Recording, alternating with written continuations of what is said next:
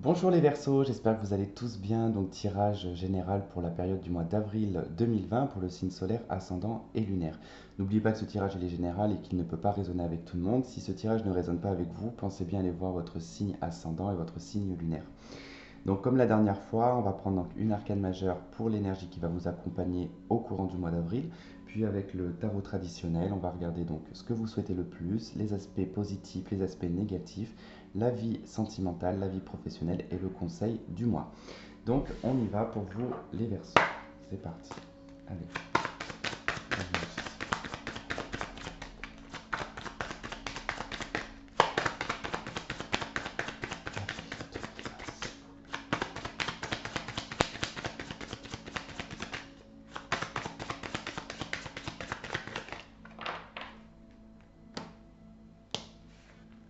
N'hésitez pas à avancer la vidéo le temps que je fasse le tirage. Hop, alors l'énergie, quelle va être l'énergie? Celle-ci. Allez.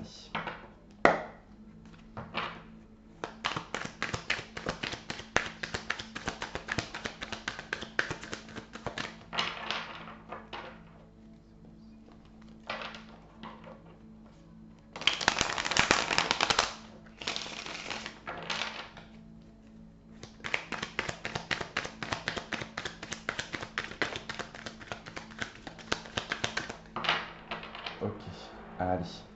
Je suis désolé si vous entendez du bruit autour, c'est qu'il y a des travaux. Il y en a bien pour un petit moment, donc j'ai pas trop le choix que de subir les bruits. Surtout pour vous. 3 de bâtons. Ok, il y a des nouvelles qui proviennent de loin. Pour vous les Verseaux. Hein. Il y a des nouvelles qui viennent de loin, qui peuvent provenir de l'étranger d'ailleurs. Il peut y avoir quelqu'un aussi qui vient de loin. Quelqu'un qui revient de loin.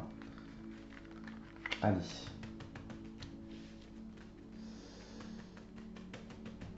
Alors, qu'est-ce que vous souhaitez le plus? Les aspects positifs, les opportunités. Les aspects négatifs, les obstacles. La vie sentimentale.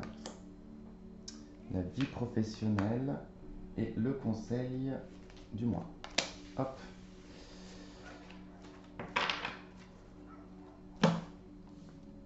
Allez, on y va. Alors, donc l'énergie principale, le diable. Ok. Alors, bon, en énergie principale, la carte du diable, elle n'est pas forcément négative, d'accord? Une carte négative, on dit plutôt. C'est plutôt en tout cas une énergie qui va être vraiment très terrestre, d'accord? Qui est très liée en tout cas au Capricorne, qui nous parle de structure, de vraiment de structurer les choses, mais il y a vraiment aussi un côté très attaché, d'accord? Il peut y avoir vraiment des dépendances à quelque chose, en tout cas ça peut être, alors dépendance, hein, ça peut être alors soit des dépendances, drogue, alcool, tout ça, mais ça peut être aussi des dépendances, par exemple, d'être dépendant d'une personne, d'être par exemple dans une vie de couple, vous ne pouvez pas vous séparer parce que ça pourrait engendrer derrière énormément de soucis au niveau de votre stabilité, au niveau voilà, de pas mal de choses. En tout cas, on nous parle ici de lien, d'être relié à quelque chose qui pourrait être un obstacle, d'accord? La carte du diable aussi, c'est en termes d'énergie, elle va vous indiquer d'être euh, le plus filou possible, c'est-à-dire, alors pas de vous comporter comme un diable, mais ça va être de pouvoir en tout cas réussir un petit peu à jouer, d'accord? Parce que le diable, voilà, c'est un personnage dans le tarot de Marseille traditionnel qui a quand même un physique qui est très, on va dire entre guillemets, rigolo. Il a tout, en tout cas, ces parties du corps qui sont vraiment toutes différentes, mais qui ne concordent pas, mais qui peut avoir en tout cas vraiment une, euh, il peut dégager une énergie en tout cas très attirante, d'accord? Mais c'est pas l'énergie qui va se prendre le plus au sérieux, d'accord? Le diable, c'est savoir aussi se ridiculiser en public, par exemple, pour se faire entendre, d'accord? C'est voilà, c'est des petits détails comme ça. Mais le diable, vraiment, ça va être une puissance hein, au niveau énergétique, ça va vraiment être une puissance. Mais vous pouvez être aussi face ici à des tentations au courant du mois d'avril. Dans ce que vous souhaitez le plus, le pape. et la lune. Ce que vous souhaitez le plus au courant du mois d'avril, c'est, alors je dirais que ça serait plutôt d'avoir une aide autour de vous. Vous souhaiteriez en fait qu'un personnage, qu'une personne en tout cas, surgisse, peut-être probablement de votre passé, d'accord? Il y a peut-être un personnage de votre passé qui vous manque. Vous souhaitez peut-être voir un père, un grand-père. C'est quelqu'un qui peut être lié à la famille, c'est quelqu'un qui peut être lié à votre passé. En tout cas, c'est une personne pour qui vous avez, comment dire, peut-être de la mélancolie, d'accord? Vous souhaitez aussi un éclaircissement, vous souhaitez être guidé, vous souhaitez vraiment que les choses s'éclaircissent. Alors peut-être par le biais ici de la spiritualité, de votre religion, de vos croyances, peu importe, hein, que vous allez en tout cas souhaiter ici y trouver des réponses et un éclaircissement sur une situation, ou tout simplement vous souhaitez réellement qu'une personne intervienne et vous éclaire en tout cas sur ce que vous ne voyez pas. D'accord. Euh, Qu'est-ce que je pourrais vous dire d'autre avec la Lune?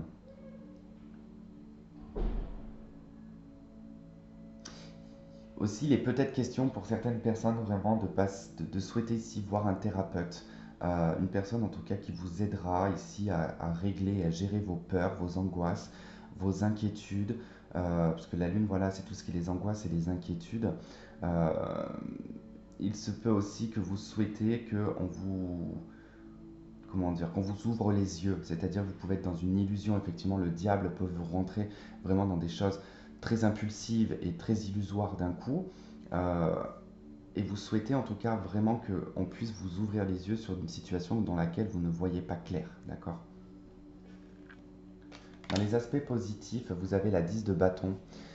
La 10 de bâton, dans les aspects négatifs, c'est vraiment que vous allez pouvoir lâcher une situation ou quelque chose qui vous pesait jusqu'à présent, qui était un fardeau, d'accord? Alors, ça peut être vraiment professionnel, ça peut être sentimental, peu importe, en tout cas, il y a la possibilité ici de lâcher, de virer, en tout cas, un poids, un fardeau, quelque chose qui vous tenait jusqu'à présent, qui était assez lourd, d'accord? On est sur une fin de cycle aussi. Vous avez la possibilité vraiment de terminer un cycle pour repartir sur un autre cycle. Dans les aspects négatifs, vous avez le roi d'épée. D'accord. Dans les aspects négatifs, là, il peut être vraiment question d'avoir des soucis juridiques. Le roi d'épée peut représenter vraiment, en tout cas, un personnage de justice, un avocat. Là, ce serait plutôt un valet hein, qui serait avocat, mais ça peut être un avocat âgé, tout comme ça peut être un juge, un procureur. Euh, Quoi qu'il en soit, c'est une personne qui peut être aussi liée à l'administratif, juridique. Euh, et en termes de personnage, si c'est vous ou si c'est une personne, attention à tout ce qui va être d'ordre de l'obsession. Le roi d'épée, c'est un personnage dans les aspects négatifs qui croit uniquement en sa vérité. Il n'y a pas d'autre vérité que la sienne. C'est un personnage qui a raison, qui sort de la cuisse de Jupiter. Enfin voilà, c'est un petit peu le personnage très arrogant, très égotique aussi.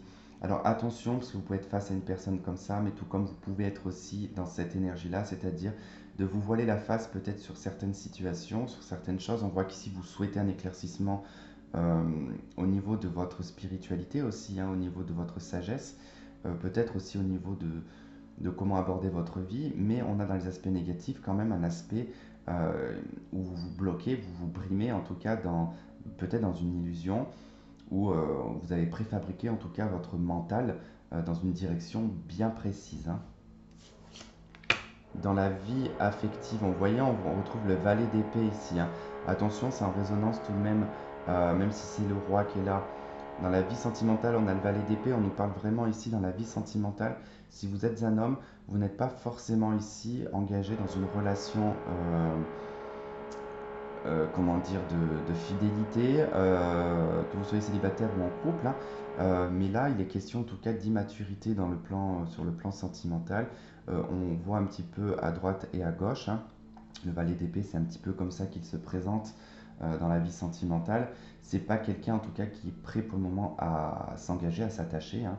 De toute façon, tous les valets, généralement, ne sont pas prêts, en tout cas, à l'engagement, mais ils regardent tous, de toute façon, du côté du passé. Ils ne sont pas vraiment en train de regarder dans l'avenir. Mais voilà, c'est pas des gens qui, ou des personnages qui ont vraiment des objectifs de vie pour le futur, d'accord?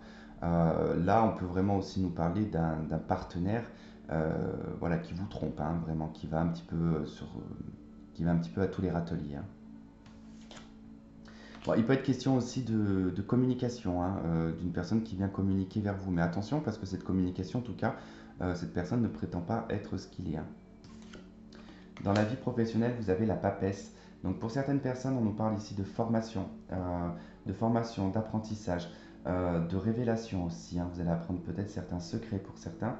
Euh, on se, ici, on s'instruit davantage, on se cultive, on apprend de nouvelles choses. Vraiment, il y a une évolution au niveau culture, au niveau... en tout cas, ça passe par les écrits, ça passe par des lectures, hein, vraiment, ou des formations, ou des conférences, ce genre de choses. En tout cas, vous allez vous enrichir sur le plan mental, d'accord? Mais même au niveau de votre capacité professionnelle. On peut nous parler de personnes qui travaillent aussi dans la spiritualité ou la voyance, la médiumnité, ce genre de choses, hein. Le conseil, vous avez la 10 d'épée. Ok. Vous avez dans les aspects positifs la 10 de bâton. D'accord. Vous avez la possibilité de lâcher un fardeau et un poids. Dans le conseil, là, on vous indique un 10 d'épée. Ça veut dire que la 10 d'épée, c'est quand on est vraiment à terre, on est vraiment accablé, on est profondément blessé. Alors, soit ici, on vous indique vraiment d'accepter cette blessure, de la vivre pleinement pour pouvoir en guérir le plus rapidement possible, d'accord? Puisqu'effectivement, vous souhaitez trouver des éclaircissements et des réponses à des choses que vous n'avez pas de réponse. Ou tout simplement, là, le conseil, on vous dit de lâcher quelque chose qui, jusqu'à présent, vous mettez à terre, d'accord? Ça peut être d'ordre sentimental, hein. Vraiment, j'ai comme le sentiment que ça provient du sentimental. Mais voilà, il va être question vraiment de vous lâcher de cette emprise mentale, d'accord? C'est vraiment très important, puisque la 10 d'épée, c'est vraiment d'être détruit mentalement, mais même au niveau du cœur. Mais ça agit vraiment sur l'aspect mental.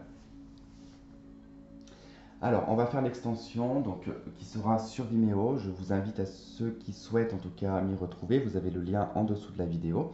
Pour les autres, vous pouvez continuer à regarder le tirage. Ça vous donnera une petite idée si vous vous y connaissez en tarot et faire votre propre interprétation. Donc, je déciderai aussi sur Vimeo de rajouter des cartes dans la vie sentimentale avec des oracles et dans la vie professionnelle aussi. Et certainement sur d'autres aussi, d'autres secteurs.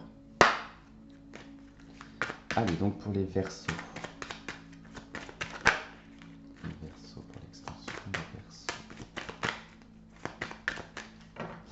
Allez, donc sur le diable, qu'est-ce qu'on a sur le diable? Qu'est-ce qu'on a sur le diable? Sur l'énergie principale avec le diable, qu'est-ce qu'on a? On a le pendu. D'accord. Bon, quand même deux arcanes majeures là. Je vais quand même en mettre une autre sur le pendu. Qu'est-ce qu'on a sur le pendu? L'as de bâton. Ok, c'est pas mal du tout. Dans ce que vous souhaitez le plus avec le pape et la lune, qu'est-ce que vous souhaitez le plus avec le pape et la lune? Le chariot, d'accord. Là, tout de même, vous avez remarqué qu'on a tout de même deux arcanes majeures, quand même, donc c'est assez fort. Troisième arcane majeur. Mais encore, avec le chariot, la lune et le pape, qu'est-ce qu'on a? On a la reine d'épée. Ouais, ça se comprend. Dans les points positifs, avec la 10 de bâton, dans les points positifs, les opportunités. La 3 de coupe. Belle libération. Dans les aspects négatifs avec le roi d'épée, qu'est-ce qu'on a? On a la 6 de bâton. Ça résonne bien en tout cas avec ce que je pensais.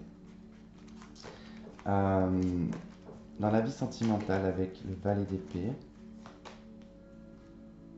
l'as de coupe, mais encore, avec l'as de coupe, qu'est-ce qu'on a? La reine de bâton. Ok. Dans la vie professionnelle avec la papesse, qu'est-ce qu'on a? Dans la vie professionnelle avec la papesse.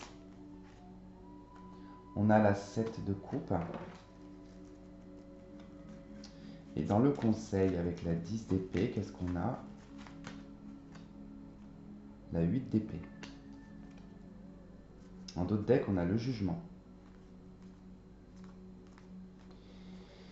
Quelque chose du passé qui revient rapidement vers vous, qui va vous demander de prendre une décision. Ça va certainement vous faire jongler entre votre vie personnelle, matérielle, votre vie sentimentale. Il va y avoir vraiment une décision à prendre ici, hein, entre votre travail et une éventuelle, en tout cas, proposition d'une personne, hein, mais qui risque d'être néfaste.